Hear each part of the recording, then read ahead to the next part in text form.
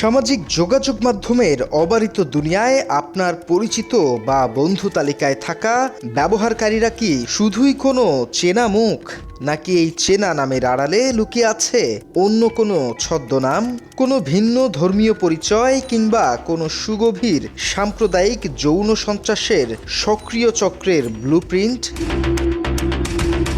উদারপন্থা বা just friend সংস্কৃতির দোহাই দিয়ে টার্গেট করা হচ্ছে নারীদের, এমনই এক ভয়ঙ্কর সিন্ডিকেটের অন্ধকার অধ্যায় উন্মোচিত হয়েছে এবার রাজধানীর বুকে।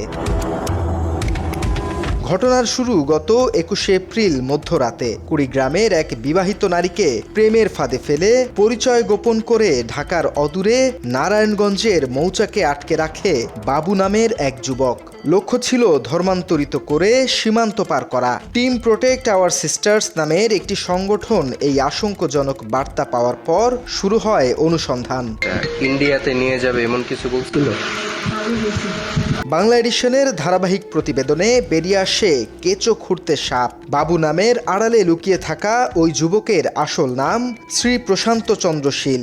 ব্রাহ্মণবাড়িয়ার শ্রী খোকন চন্দ্র শীলের ছেলে তিনি। পরিচয় গোপন করে প্রেমের সম্পর্ক গড়ার পর ফুসলিয়ে নিয়ে আসার সময় সে হাতিয়ে নেয় এক নারীর মূল্যবান স্বর্ণালংকার ও নগদ অর্থ। চতুর প্রশান্ত সদরঘাট থেকে বাবুরহাট অনবরত অবস্থান পরিবর্তন করে সময় ক্ষেপণ করতে থাকে। পরদিন 22শে এপ্রিল সকালে সাইবার প্রযুক্তির সহায়তায় নিখোঁজ নারীর সর্বশেষ অবস্থান মেলে ঢাকার ঝাউচরে প্রশান্তের ভাই অনিক শীলের বাসায়। কিন্তু সেখানে পৌঁছানোর আগেই ভুক্তভোগীকে নিয়ে যাওয়া হয় পুরান ঢাকার স্বামীবাগ এলাকায়। সেখানে জোরপূর্বক পড়ানো হয় শাখা, সম্পন্ন করা হয় ধর্মান্তরের প্রাথমিক প্রক্রিয়া। না মুসলিম না, ও আমাকে বলছিল হিন্দু হবে। আমি পরবর্তীতে যদি মুসলিম হতে হয়। তবে শেষ রক্ষা হয়নি। ওই দিন দুপুরেই সুনির্দিষ্ট তথ্যের ভিত্তিতে ধর্মীয় উগ্রপন্থা নির্মূলে কাজ করা একটি সংগঠন টিম প্রোটেক্ট আওয়ার সিস্টার্স স্থানীয় জনতাকে সাথে নিয়ে কামরাঙ্গীরচর গাজীরঘাটের একটি সেলুন দোকানে পৌঁছায়। হাতে নাতে আটক করা হয় মূল অভিযুক্ত প্রশান্ত চন্দ্র শীল ও তার ছোট ভাই অনিক শীলকে।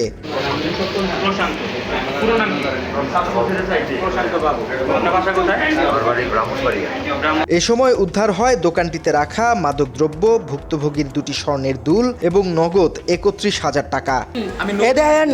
বাবা ইয়াবা এই যে দোকানে বয়ে বয়ে টাকা দিয়ে বানায় সেবন করে। এদিকে স্থানীয়দের হাতে আটকের পর ধর্ম পরিচয় গোপন রেখে প্রেমের ফাঁদে ফেলা এবং ধর্মান্তরে বাধ্য করার এই ভয়ঙ্কর ছকের কথা নিজের লিখিত জবানবন্দিতে স্বীকার করে অভিযুক্ত প্রশান্ত। আমি এক মুসলিম মেয়েকে সাথে আমাকে এই এলাকার লোকেরা ধরছিল, আর আমাকে এই ইসলামের ভিতরে যা আছে তার সাথে আমি সহমত, আমি সিগনেচার করব। অন্যদিকে পরিচয় গোপন করে ভারতে নিয়ে গিয়ে সুন্দর সংসার আর বিলাসবহুল জীবনের স্বপ্ন দেখিয়ে প্রতারণা করা হয়েছে বলে অভিযোগ করেছেন ভুক্তভোগী নারীও। অভিযোগ উঠেছে এই নীল নকশার নেপথ্যে ছিলেন প্রশান্তের মামা রবিন চন্দ্র সরকার। রবিনের আশ্বাস ছিল টার্গেট করা নারীকে ফুসলিয়ে আনতে পারলেই দেশের ওপারে পাচার ও পুনর্বাসনের ব্যবস্থা করা হবে। তবে কামরাঙ্গীরচরে প্রশান্ত ধরা পড়ার পর ফোন দেয়া হলে রবিন ঘটনার সম্পৃক্ততা অস্বীকার করে সংযোগটি কেটে দেয়। হ্যাঁ ওই মামা, আমি তো একটা অকারেন্স করে লাইছি। আমি তো এক মুসলমান ভাইয়ার ওই যে ভালোবাসতাম না, ওই ভাইয়া তো আয়া পড়ছে আমার লগে তো আয়া পড়ছে ঢাকা। ওই ভাইয়া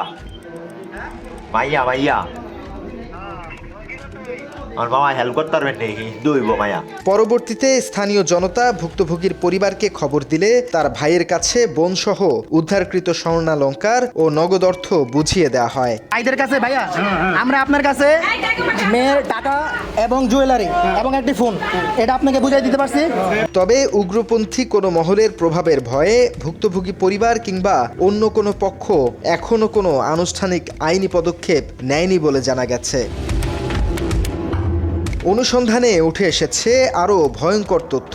টিম প্রোটেক্ট আওয়ার সিস্টার্স সহ বেশ কয়েকটি সংগঠনের দাবি, স্কুল, কলেজ ও কর্মক্ষেত্রে প্রগতিশীলতার আড়ালে লাভ কুরুক্ষেত্র নামক এই মিশনটিকে একটি সুনির্দিষ্ট ধর্মযুদ্ধ হিসেবে পরিচালনা করা হচ্ছে, যার মূল লক্ষ্য ডেমোগ্রাফি বা জনসংখ্যাগত ভারসাম্য নষ্ট করে এদেশকে অখণ্ড ভারতের অংশ করা।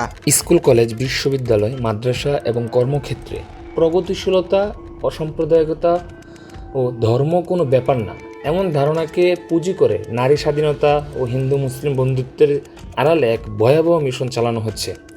আমরা দেখতে পাচ্ছি ধর্মীয় পরিচয় গোপন করে মুসলিম নারীদের প্রেমের ফাঁদে ফেলে তাদের সতীত্ব হরণ এবং পরবর্তীতে ধর্মান্তরিত বা প্রচার করার এই মিশনটিকে তথা লাভ কুরুক্ষেত্রকে এক ধরনের ধর্মযুদ্ধ হিসেবে পরিচালনা করা হচ্ছে।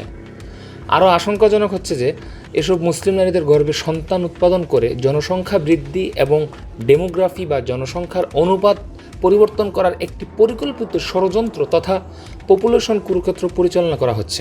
এদের মূল লক্ষ্য থাকে জনসংখ্যাগত ভারসাম্য নষ্ট করে বাংলাদেশকে একটি হিন্দু অধ্যুষিত অঞ্চলে পরিণত করার মাধ্যমে অখণ্ড ভারতের অংশ করা এবং মুসলিমদের অস্তিত্বকে হুমকির মুখে ফেলা।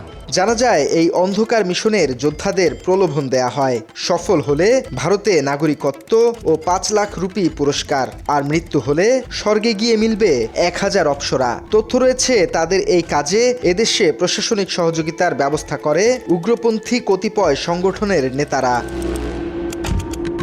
ভার্চুয়াল জগতের এই ছদ্মনামধারী অ্যাকাউন্টসের বিষয়ে এখনই পরিবার ও তরুণীদের সর্বোচ্চ সতর্ক হওয়ার আহ্বান জানিয়েছে সচেতন মহল। তাদের মতে সচেতনতাই পারে লাভ কুরুক্ষেত্রীয় এই ভয়াবহ সামাজিক ক্যান্সারের হাত থেকে মুসলিম নারীদের রক্ষা করতে। বাংলা এডিশন, ঢাকা।